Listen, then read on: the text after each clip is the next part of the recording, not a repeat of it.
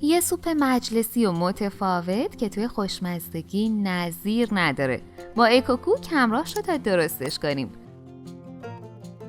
2 قاشق غذاخوری برنج، 2 قاشق غذاخوری بلغور گندم، 2 قاشق غذاخوری دال عدس شسته شده و 1 لیتر آب داخل قابلمه بریزید و 1 ساعت اجازه بدید بپزه.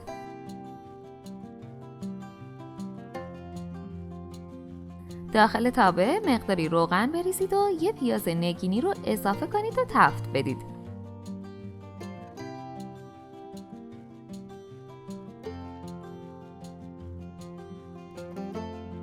وقتی سبک شد 2 قاشق غذاخوری آرد،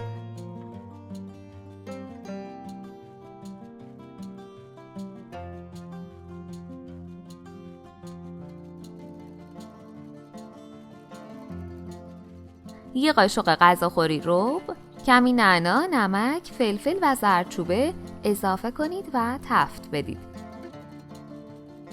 عزیزان، باعث افتخار ماست که عضوی از کانال ما باشید و دکمه سابسکرایب رو بزنید.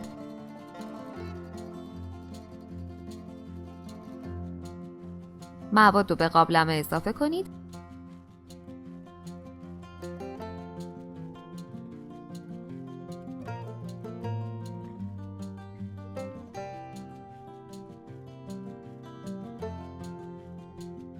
و 40 دقیقه زمان بدید.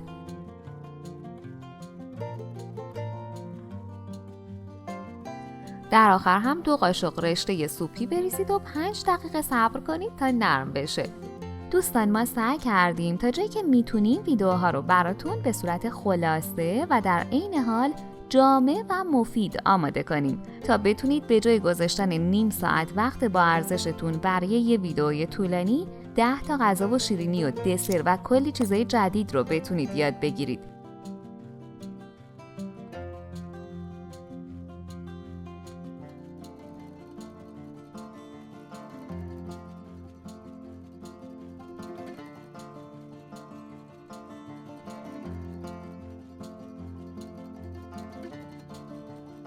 مطمئنم نمونه‌شو هیچ جایی نخوردی، پس همین الان دست به کار شو. نوش جان. ممنون از اینکه ویدیوهای ما رو لایک میکنید و انگیزه میدید تا آموزش‌های بیشتری تهیه کنیم. اگه این آموزش رو دوست داشتید حتما ویدیوهای دیگمون رو هم که توی کانالمون هست ببینید. مطمئنم خوشتون میاد.